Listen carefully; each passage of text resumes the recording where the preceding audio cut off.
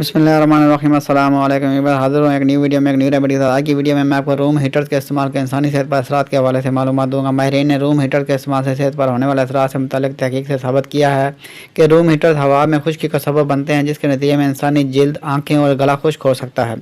इसी तरह ख़राब मेयार के ईंधन से चलने वाले हीटर कार्बन मोनोऑक्साइड गैस खारिज कर सकते हैं, जो ज़्यादा मिकदार में सांस लेने से कार्बन मोनोऑक्साइड पॉइजनिंग का सबब बनता है। इसका अलामत में सर दर्द, चक्कर आना, मतली होना शामिल है, जबकि संगीन सूरत हाल में जान का खतरा भी लाहक हो सकता है।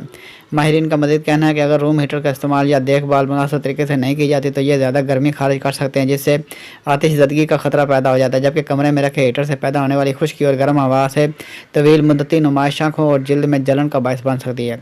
अब तक के लिए इतना ही, मिलते हैं नेक्स्ट वीडियो में एक न्यू रेमेडी के साथ। वीडियो अच्छी लगे तो लाइक कीजिए, शेयर कीजिए और हमारे चैनल को सब्सक्राइब कर दीजिए। साथ लगे बेल आइकन को प्रेस कर दीजिए ताकि हर आने वाली वीडियो आप तक बर वक्त पहुँचती रहे। आपका बहुत बहुत शुक्रिया।